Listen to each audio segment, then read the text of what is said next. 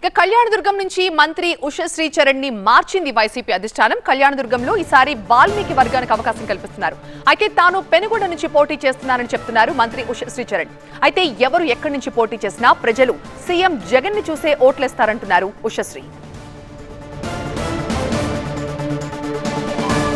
It's official. ఎమ్మెల్యేలకే కాదు మంత్రులకి మార్పు ఎఫెక్ట్ తప్పడం లేదు. కళ్యాణదుర్గం నుంచి మంత్రి ఉషశ్రీ చరణ్ పోటీ చేయడం లేదు. వైసీపీ అధిష్టానం ఆమెను సత్యసాయి జిల్లా పెనుగొండ నుంచి ఈసారి బరిలోకి దింపుతోంది.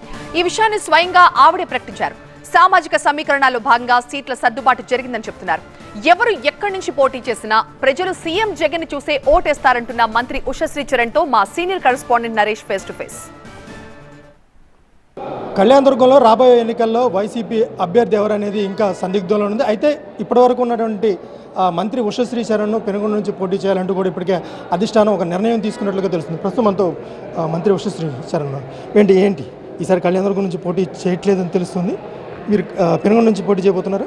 ఎస్, సీఎం గారు మా జగనన్న సామాజిక న్యాయంలో భాగంగా ఈరోజు కళ్యాణదుర్గంలో వాల్మీకిలకు చోటివ్వాలని ఆయన సంకల్పించినారు. కాబట్టి ఆ ఒక అభిప్రాయాన్ని నిండు హృదయంతో స్వాగతిస్తూ, అదేవిధంగా పెనుకొండలో కూడా ఖచ్చితంగా నువ్వు పెనుకొండకు వెళ్ళి అక్కడే నువ్వు రిప్రజెంట్ చేయాలనే ఒక సంకల్పించినారు.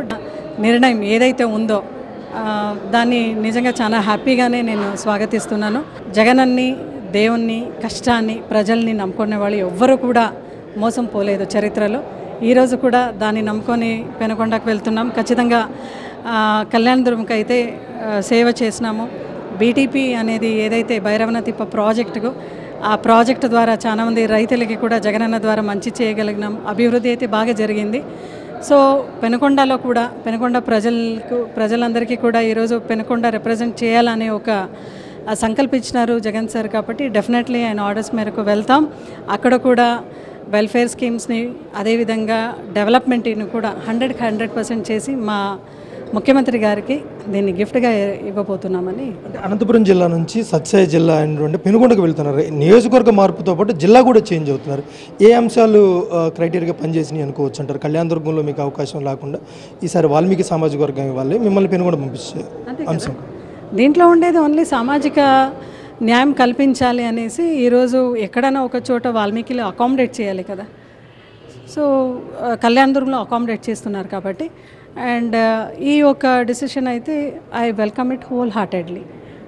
ఖచ్చితంగా మొత్తం మీద కళ్యాణదుర్గంలో మంత్రిగా ఉన్నటువంటి మంత్రి ఉషశ్రీ చరణ్ ఈసారి రాబోయే ఎన్నికల్లో పెనుగొండ నుంచి పోటీ చేయాలంటూ కూడా సీఎం జగన్ కోరినట్లు, అదేవిధంగా ఏకంగా అంటే అనంతపురం జిల్లా కళ్యాణదుర్గం నుంచి పోటీ చేసి గెలిచినటువంటి మంత్రి ఉషశ్రీ చరణ్ ఈసారి సత్యసాయి జిల్లా పెనుగొండకు స్థానం మార్పు అయితే జరిగింది. కెమెరా పర్సన్ విజయ్తో నరేష్, TV9 అనంతపురం.